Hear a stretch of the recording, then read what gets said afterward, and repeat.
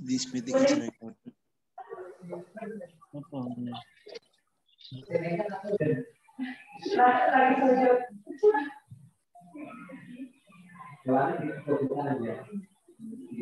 Ayo Mbak Tari, segera dimulai. Kalau pakai tablet. Ya, ini udah ke share, udah kelihatan kan share screen-nya? Ya. Ariel menjerit. Sudah. Ya. Bismillahirrahmanirrahim. Assalamualaikum warahmatullahi wabarakatuh. Waalaikumsalam warahmatullahi wabarakatuh. Baik teman-teman, jadi kita hari ini membahas tentang standar tenaga pendidik dan tenaga kependidikan. Nah, jadi dari Undang-Undang Sisdiknas Sistem Pendidikan Nasional tahun 2003, yaitu tentang standar pendidik dan tenaga kependidikan. Nah, jadi yang pertama, tenaga kependidikan bertugas melaksanakan administrasi, pengelolaan, pengembangan, pengawasan, dan pelayanan teknis untuk menunjang proses pendidikan pada satuan pendidikan. 2. Pendidik merupakan tenaga profesional yang bertugas merencanakan dan melaksanakan proses pembelajaran, menilai hasil pembelajaran, melakukan pembimbingan dan pelatihan, serta melakukan penelitian dan pengabdian kepada masyarakat, terutama bagi pendidik pada perguruan tinggi. Nah, ini jadi isi Undang-Undang Sisdiknas tahun 2003, pasal bab 11, pasal 39.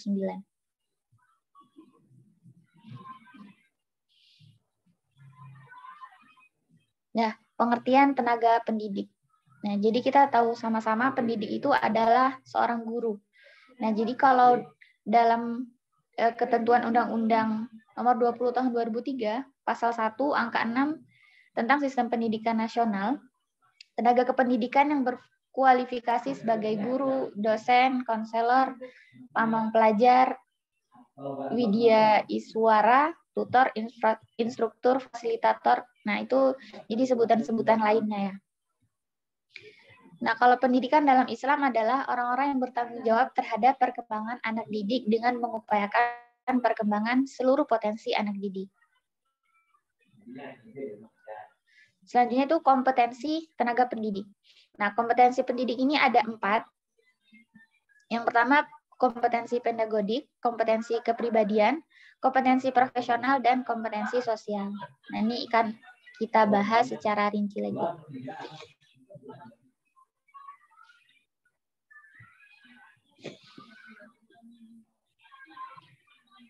Nah, pertama kompetensi pedagodik guru.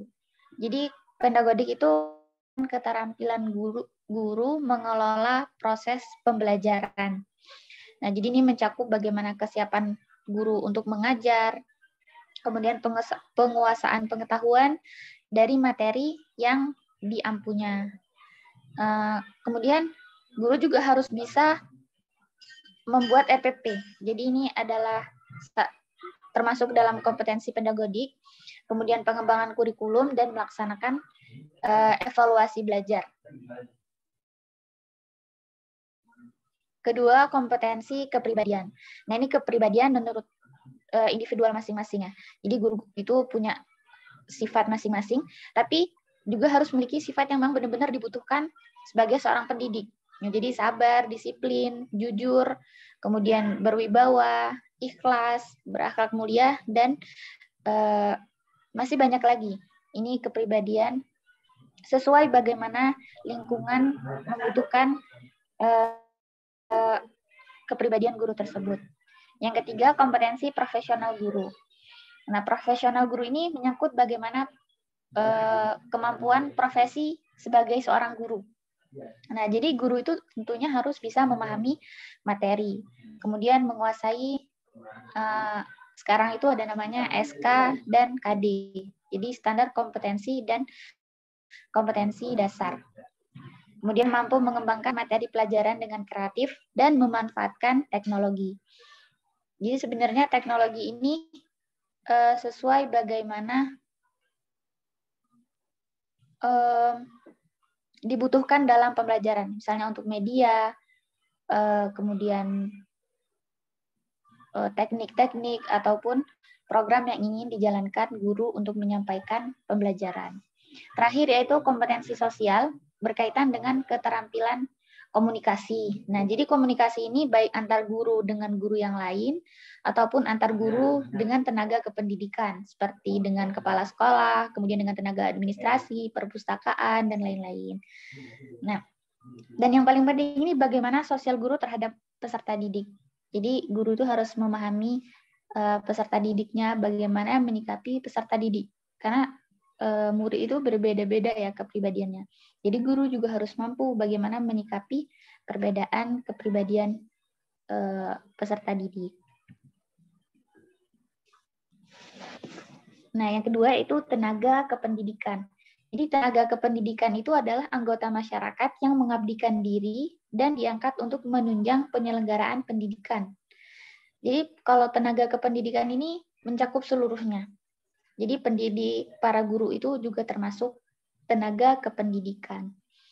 Jadi tenaga kependidikan ini ada 3. Yang pertama itu kepala satuan pendidikan. Kepala ini ketuanya ya.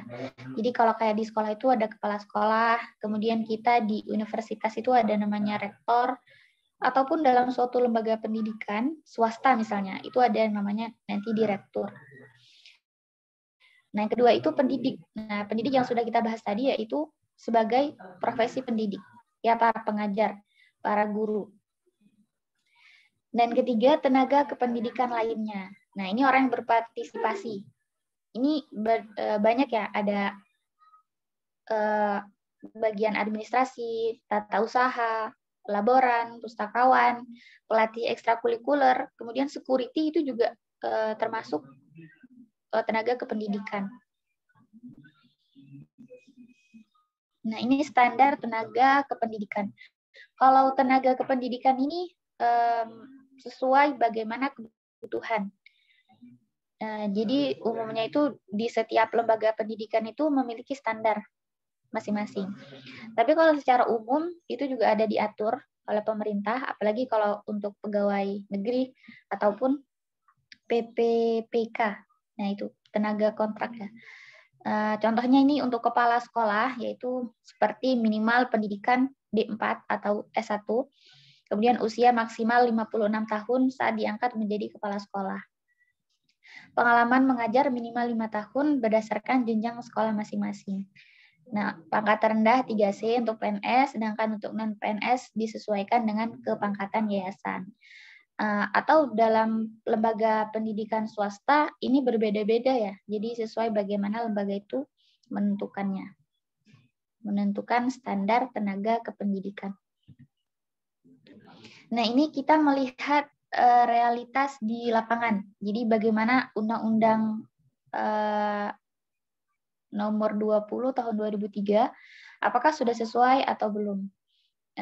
Saya sudah melakukan observasi di SD Negeri Belang Menara, itu tidak jauh dari rumah saya. Nah, hasil wawancara saya kepada salah satu pengajar di sana, para pengajar mampu menguasai 4 kompetensi guru dengan baik, ya, mampu menguasai kelas, menguasai materi, kemudian menggunakan media dengan maksimal. Namun dari hasil observasi saya itu ada sebagian pengajar yang masih kurang menguasai IT.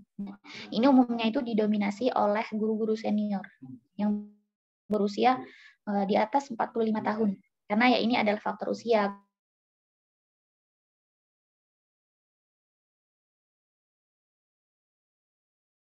Kemudian kemampuan fisik. Namun hal ini bisa tertolong dengan adanya guru-guru junior, ya fresh graduate. Nah, jadi dalam pelaksanaannya guru-guru senior ini dibantu oleh guru-guru yang mampu di bidang IT.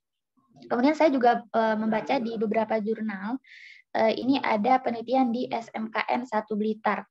Nah, kalau kenyataan di lapangan ternyata masih jauh dari idealnya implementasi. Pertama, dengan jumlah siswa lebih dari 2.500 siswa, sedangkan sekolah hanya punya 1 orang tenaga tetap tata usaha. Jadi pelayanan kurang maksimal dengan jumlah siswa yang banyak, namun tenaga tata usahanya hanya 1. Nah, keadaan ini diperumit dengan tidak diperbolehkannya sekolah negeri mengangkat pegawai. Jadi kalau sekolah negeri itu biasanya kan menunggu pengangkatan pegawai negeri. Makanya ini sebenarnya menjadi kendala karena kekurangan guru ini bukan hanya dari kualitas tapi juga dari kuantitas, ya, karena jumlahnya tidak memadai. Kemudian sekolah juga terkendala mencari sumber dana untuk menggaji para karyawan jika untuk merekrut, ya. Karena sekarang kan pendidikan Indonesia itu yang sekolah negeri itu tidak boleh memungut biaya apapun dari wali murid. Nah, disebut juga dengan program sekolah gratis. Nah, ini adalah beberapa solusi dan saran dari permasalahan yang tadi dihadapi. Yang pertama bagi sekolah negeri, yaitu adanya larangan pengangkatan tenaga honorer. Jadi dapat dicari jalan keluarnya dengan mengangkat pegawai pemerintah dengan perjanjian kerja, atau ini P3K, ya, PPPK.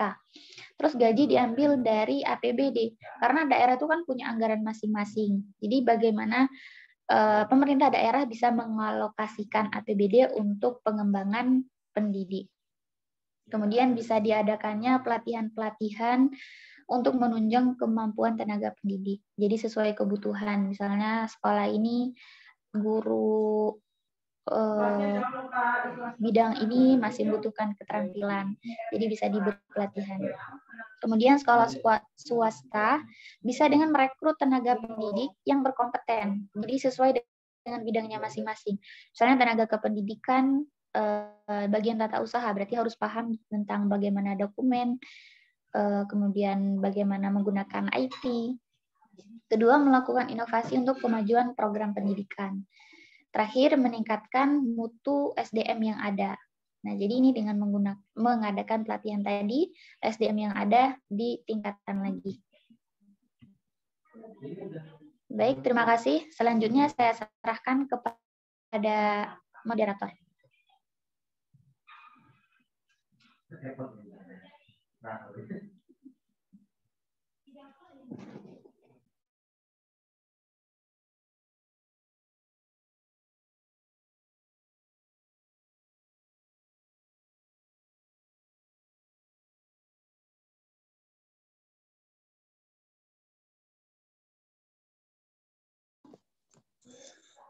Baik, terima kasih komentari atas pemaparan materinya. Apakah teman-teman di sini sudah paham?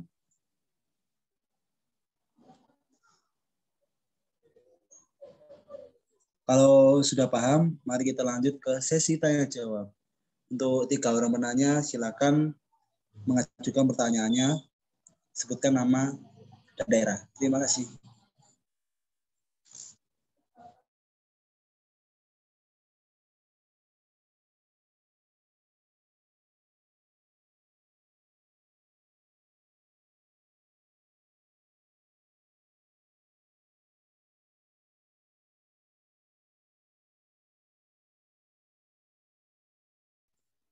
Monggo, Rek. Izin bertanya moderator. Oke, silakan Mbak Yunita. Dalam makalah kan dibahas tentang tenaga pendidik, ya. Lalu bagaimana pendapat pemateri tentang kependidikan yang ada di daerah 3T? Kan kita tahu pasti di daerah 3T itu jangankan standar pendidiknya, fasilitasnya saja masih kurang. Otomatis kualitas pendidiknya juga kurang baik gitu kan. Ya mungkin ada yang baik, tapi masih perlu pelatihan lebih lagi gitu kan. Lalu menurut pemateri, itu kan pendidikan itu nggak hanya dapat dilakukan melalui formal gitu kan, melalui sekolah, tapi bisa ada pendidikan yang informal atau pendidikan yang berasal dari masyarakat, seperti pemberdayaan masyarakat gitu. Nah, apa aja sih peran serta masyarakat itu dalam pendidikan gitu yang bisa dilakukan, terutama untuk generasi pemuda atau milenial. Terima kasih. Maaf Mbak Yunita, tadi apa? Apa peran masyarakat? Apa peran serta masyarakat dalam pemberdayaan pendidikan di daerah 3T, terutama untuk generasi milenial? Pemberdayaan 3T, ya?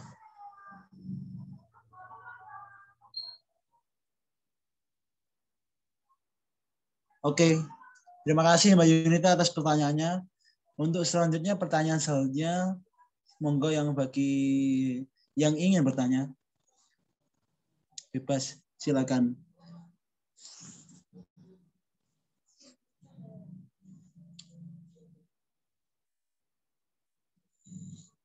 Mungkin Mbak Aril untuk bertanya.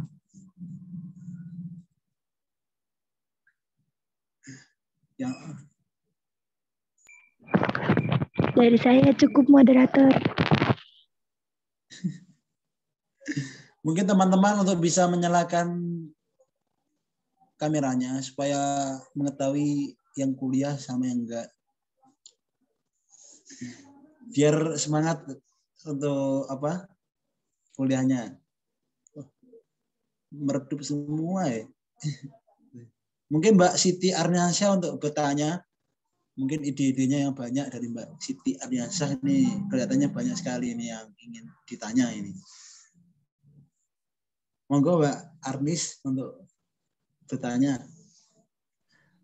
Sebentar moderator. Oh sebentar, oke. Mungkin untuk teman-teman lainnya, tolong dan on cam kameranya nih, biar saya bisa tahu nih yang kuliah nih. Mungkin Mbak Lutfia Dinda untuk bisa bertanya.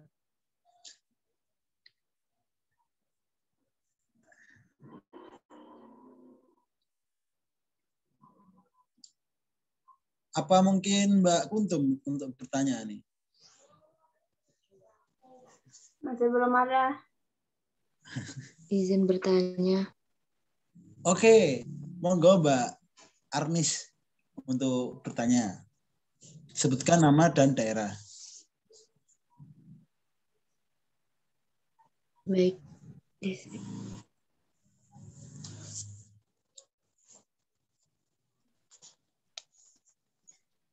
Saya Siti Arniansyah Husnul Khotimah dari Bali ingin bertanya, bagaimana pendapat pemateri mengenai standar tenaga kependidikan? Kalau menjadi seorang kepala sekolah itu pendidikan minimal D4 atau S1 dan berusia maksimal 56 tahun saat diangkat menjadi kepala sekolah. Kemudian pengalaman mengajar minimal 5 tahun. Nah, saya pernah mendengar ada beberapa sekolah yang mempunyai kepala sekolah namun tidak mencapai syarat-syarat menjadi seorang kepala sekolah seperti yang pendidikan minimal D4 atau pengalaman mengajar. Kebanyakan belum ada pengalaman mengajar namun sudah menjadi kepala sekolah. Nah, bagaimana pendapat dari pemateri mengenai syarat-syarat yang sudah ada namun tidak terpenuhi semua begitu? Terima kasih. Oke, terima kasih atas pertanyaannya Mbak Siti Arniansyah. Dengan pertanyaan bagaimana pendapat standar kependidikan sebagai kepala sekolah, sedangkan ada juga sekolah yang tidak menerapkan standar tersebut. Terus bagaimana? Oke, terima kasih pertanyaannya Mbak Arniansyah. Untuk pertanyaan selanjutnya, oke, pertanyaan yang terakhir mungkin bisa diberikan kepada siapa aja yang ingin bertanya. Baik, untuk pertanyaan selanjutnya, monggo.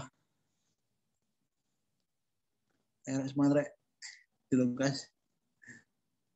Mungkin Mbak Kuntum yang lagi mencari pertanyaan. Apakah sudah menemukan ide?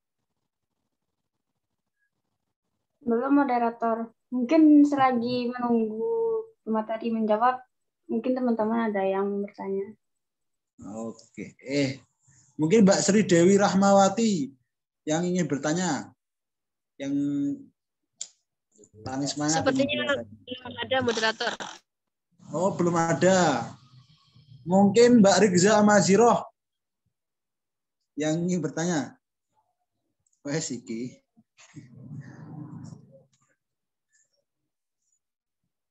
Halo Mbak Rigza Amaziroh.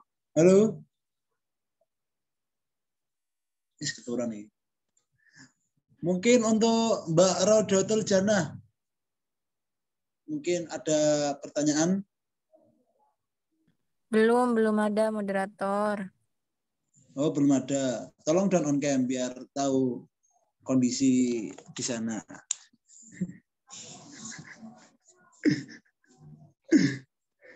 Nanti saya absen ini sebagai moderator nih. Yang nggak on cam saya lapor ke dosen. Enggak, bercanda. Ayo pematerinya menunggu ini pertanyaan-pertanyaan biar langsung dijawab, biar nggak nunggu-nunggu pertanyaan satu yang terakhir ini.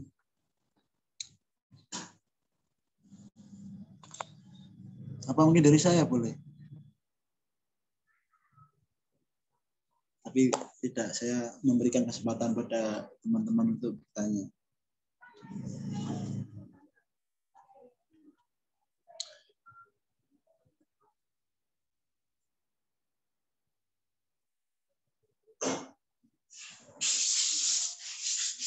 Apa ini bisa dilanjutkan kepada pemateri untuk menjawab pertanyaan Saudari Yunita dan Saudari Arnis? Nanti untuk pertanyaan terakhir bisa disusulkan.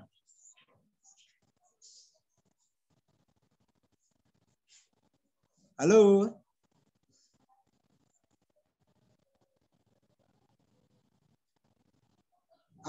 Apakah pemateri sudah siap untuk menjawab?